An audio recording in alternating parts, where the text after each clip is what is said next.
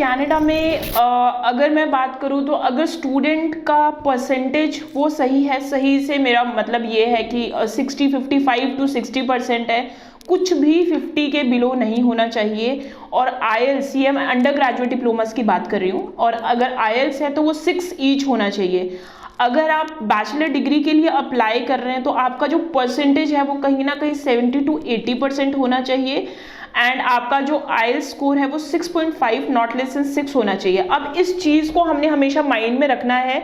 ऐसा नहीं है कि अगर किसी स्टूडेंट की परसेंटेज कम है, आईएलटीएस भी कम है और वो बैचलर डिग्री के लिए अप्लाई कर दे, तो अगेन वो वीज़ा ऑफिसर को ये लगता है कि आपके परसेंटेज, आपका आईएलटीएस स्कोर कम है और आप बैचलर्स के लिए अप्लाई कर रहे हो, तो क्या आप अपनी जो स्टडीज़ है उनको कोऑप कर पाओगे या नहीं, तो उसमें भी अगेन वीज़ा में प्रॉब्लम आ सकती है। अगर आपके पास आपका रेलिवेंट, लेट सपोज अगर आप 12th नॉन मेडिकल से हो, आपका जो कोर्स है वो रेलिवेंट होना चाहिए।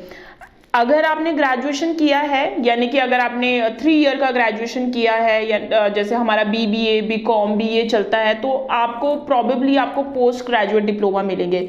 तो जो पीजी डिप्लोमा है, अगेन हमारी जो परसेंटेज है वो वही 55 to 60%, IELTS 6.5 not less than 6 होना चाहिए। यानी कि हम कॉलेज के रिक्वायरमेंट को मीट करना है तभी हम अपनी एप्लीकेशन लगाएं। अभी मेरे पास कुछ कोर्सेज हैं यहाँ पे कि जिन कोर्सेज में हम अप्लाई करते हैं, और ये वाले जो कोर्सेज हैं बहुत पॉपुलर कोर्सेज हैं and most job oriented courses हैं। कनाडा गवर्नमेंट खुद चाहती है कि लोग स्पेसिफिक इन कोर्सेज को पढ़ने के लिए हमारे पास आए। तो मैं कुछ कोर्सेज के बारे में आपको बताती हूँ, जैसे कि प्रोजेक्ट मैनेजमेंट बहुत पॉपुलर कोर्स है। अब होता क्या है, मैंने बहुत बार देखा है, लोग प्रोजेक्ट मैनेजमेंट किसी को भी दे देते हैं। टेक्निकली प्रोजेक्ट मैनेजमेंट उसको जाना चाहिए जिसने बैचलर्स किया है और उसने थोड़ा बहुत जॉब किया है, यानी कि 1 या 2 साल काम किया है, और उसके बाद वो जो पर्टिकुलर स्टूडेंट है वो प्रोजेक्ट मैनेजमेंट अप्लाई करता है, तो उसकी एक जस्टिफिकेशन बनती है। उसकी जस्टिफिकेशन कैसे बनती है कि उसने अंडर ग्रेजुएट के डिप्लोमा किया, अंडर ग्रेजुएट आपका बैचलर डिग्री किया है, उसके बाद वो वर्क एक्सपीरियंस किया है, तो यानी कि उसको जो जॉब वाली मार्केट है उसके बारे में भी थोड़ा एक्सपीरियंस है। दूसरा है क्लाउड कंप्यूटिंग।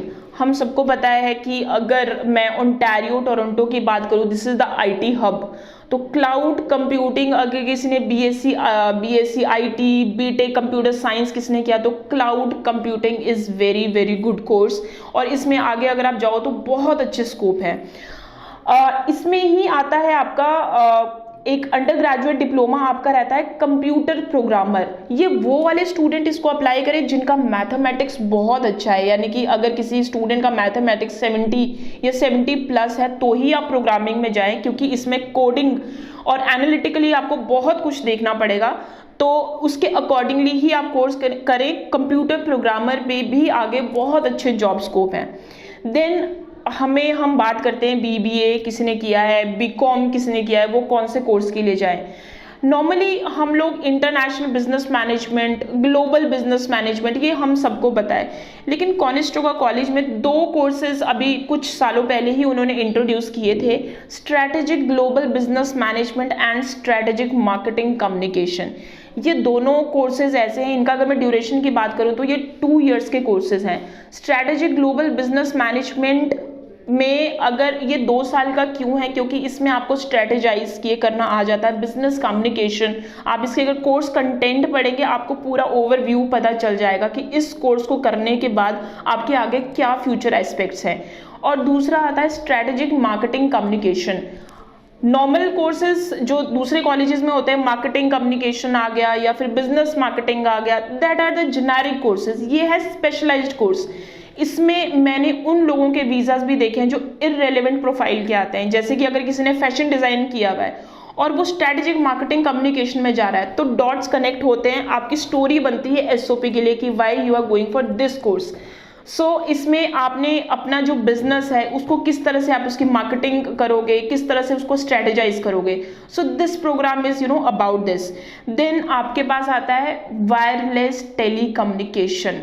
ये वाले वो स्टूडेंट्स अप्लाई करें जिन्होंने bachelors BTech ECE electric and communication किया है, वो वायरलेस टेलीकम्युनिकेशन में अप्लाई करें। This course is again very demanding course in Canada. एक आता है, मेनली लोग ना कंफ्यूज हो जाते हैं कि अगर मान लो किसी स्टूडेंट ने बीएससी किया है, फिजिक्स केमिस्ट्री मैथ पढ़ा है, तो अब हम कौन सा कोर्स करें।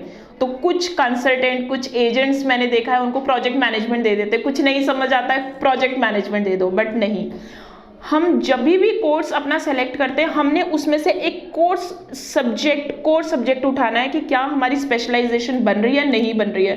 तो अगर किसी ने बीएससी किया है तो go for chemical lab analysis. तो ये आपका नाम से ही पता चल जाता है, केमिस्ट्री को अपलिफ्ट करता है ये। तो chemical lab analysis is very good program, and इसको ही अगर मैं ये बात करूं तो ये सिर्फ लैम्पटन कॉलेज में अवेलेबल है, 2 ईयर का कोर्स अवेलेबल है एंड पोस्ट ग्रेजुएट डिप्लोमा है। Because chemical lab technician and chemical lab analysis में लोग बहुत कंफ्यूज होते हैं। Chemical lab technician students under graduate diploma है, जो कि मोस्ट ऑफ द कॉलेजेस में आपको मिल जाएगा, सैनिका, शेरिडन, डरहम, इन कॉलेजेस में मिल जाएगा। लेकिन केमिकल लैब एनालिसिस फॉर दो स्टूडेंट जिन्होंने बैचलर्स इन साइंस किया है एंड स्पेसिफिकली उन्होंने केमिस्ट्री पढ़ा है, so this course is for दो स्टूडेंट। फिर आता है बिजनेस एनालिटिक्स। बिजनेस एनालिटिक्स में बात करूँ, बहुत डिमांडिंग कोर्स है। अगर मैं यूएस में भी बात करूँ, कनाडा में भी बात करूँ, कुछ स्टूडेंट्स हैं जिन्होंने बीबीए कर लिया है लेकिन उनको जो जॉब है वो आईटी फील्ड में मिल चुकी है, तो वो कुछ करना चाहते हैं समथिंग इन आईटी। या फिर किन्हीं स्टूडेंट्स ने बैचलर्स इन कंप्यूटर साइंस या फिर बीटेक इन कंप्यूटर साइंस पढ़ा है लेकिन उनको बिजनेस में भी थोड़ा इंटरेस्ट है, तो ये कोर्स उनके लिए बहुत अच्छा है। ये बिजनेस एंड इंफॉर्मेशन टेक्नोलॉजी का एक कॉम्बिनेशन है, again a very popular course in Canada. Then आपके पास आता है जो कुछ प्रोफाइल होती है ना जिन्होंने एग्रीकल्चरिस्ट किया हुआ है, बैचलर्स इन एग्रीकल्चरिस्ट।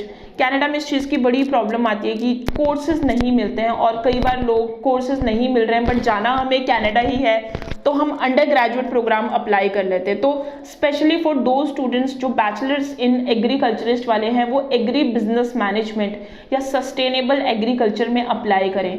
पूरे कनाडा में देखूं तो 3 से 4 कॉलेजेस हैं जो ये पोस्ट ग्रेजुएट डिप्लोमा ऑफर करते हैं। तो अगर आप इस प्रोफाइल से हो तो this is the best time to apply in September intake, क्योंकि पूरे कनाडा में 3 से 4 कॉलेजेस हैं जो कि ये वाला प्रोग्राम पोस्ट ग्रेजुएट डिप्लोमा के तौर पे देते हैं। तो you guys apply this for this programme as soon as possible. So ये वाले ही कुछ प्रोग्राम्स हैं कि जो काफ़ी पॉपुलर हैं, काफ़ी डिमांडिंग है।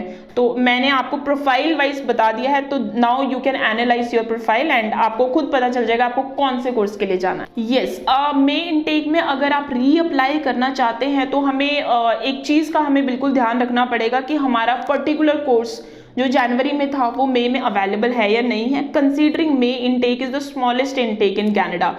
सो बहुत सारे कोर्सेज मे इनटेक में अवेलेबल भी नहीं होते हैं। तो अगर आपका मे इनटेक में कोर्स नहीं अवेलेबल है तो वो फिर से आपको सितंबर इनटेक में रीअप्लाई करना पड़ेगा। So but you need to check with your consultant, with your agent कि whether May intake is available और नॉट। अगर आपको जाना ही मे इनटेक में है एंड खुदा ना खास्ता जनवरी इनटेक में आपका रिफ्यूजल आ चुका है, तो देन ये ऑप्शन तो हमेशा हमारे पास रहती है, we can apply for the refund और दोबारा से मे इनटेक के लिए नया कोर्स चूज करें।